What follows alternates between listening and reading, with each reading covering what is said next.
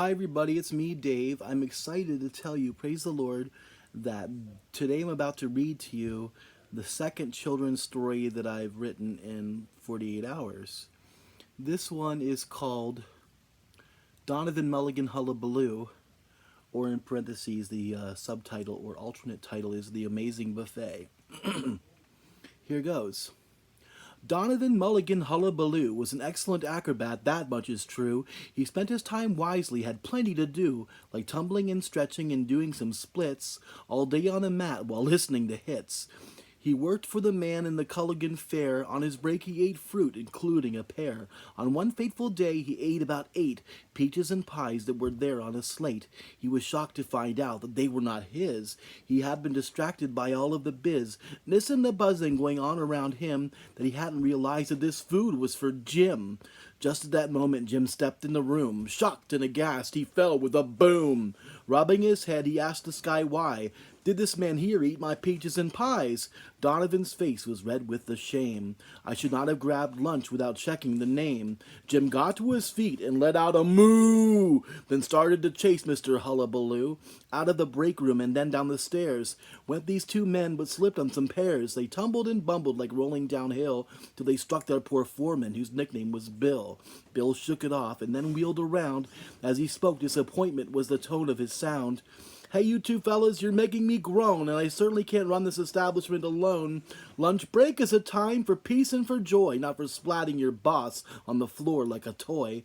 Donovan and Jim, they smartened up straight. Said Jim, hey pal Bill, your point here is great. It's just that this guy ate my peaches and pies, but perhaps it's for the best, it'll go right to my thighs.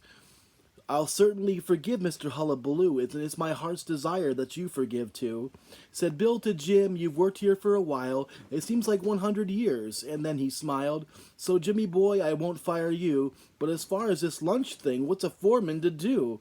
How should I discipline Hullabaloo in a way that is firm but is loving and true? Bill got to his knees and said a long prayer, and when Bill arose, there was a smile there. The others were dying to hear what he'd say. Please tell us, please do not delay. Bill said, please hold your horses and please do not freak. I've just a solution for this issue unique. This justice is simple, it's not learning Greek. Donovan, you are to make his food for 1 week. Your culinary sentence will do just the trick in making things right, so you better start quick. Donovan Mulligan Hullabaloo, just after work that day, started to brew a plan to plan meals for Jim with recipes to accrue.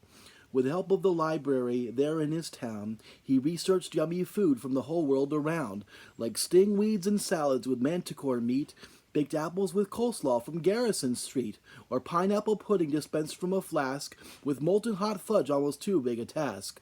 The total numbers of recipes Donovan tried numbered well over 40 with effort applied. To each one of them the results were just grand, though I need just pick 5 for this fabulous man. He let his neighbors sample these yummy delights and asked them to pick which 5 were just right.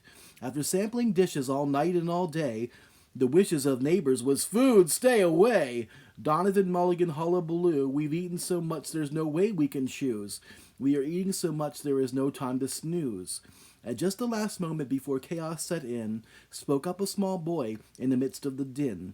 I've hunches work lunches are far more discreet compared to this pile of exquisite treats that we have been sampling till we can't see our feets. How much food have you bought, and how much did you pay? Give them a sandwich and an apple and call it a day. Do this 5 times and your sentence is done, and then just like that a new friendship is won. Thank you, small boy, I love your realistic appraisal. I've overthought this and now I'm barely able to pay for my rent and assorted bills. To just look at this food now it gives me the chills. Let's waste no more time, not a speck of a day. Tell the whole town of this massive buffet. When Monday comes and we're back at the fair, Jim will find me at noon with his lunch standing there, with no fancy or artsy frou-frou leg of stag, but a sandwich and juice box and apple in bag. The word it went out, people then came in such bunches. They ate all of the food that was too good for lunches. The townspeople were pleased they'd not tried such delights. All of them were well behaved, good manners, no fights. Most of them took food home for the next day, and they'll soon not forget this amazing buffet.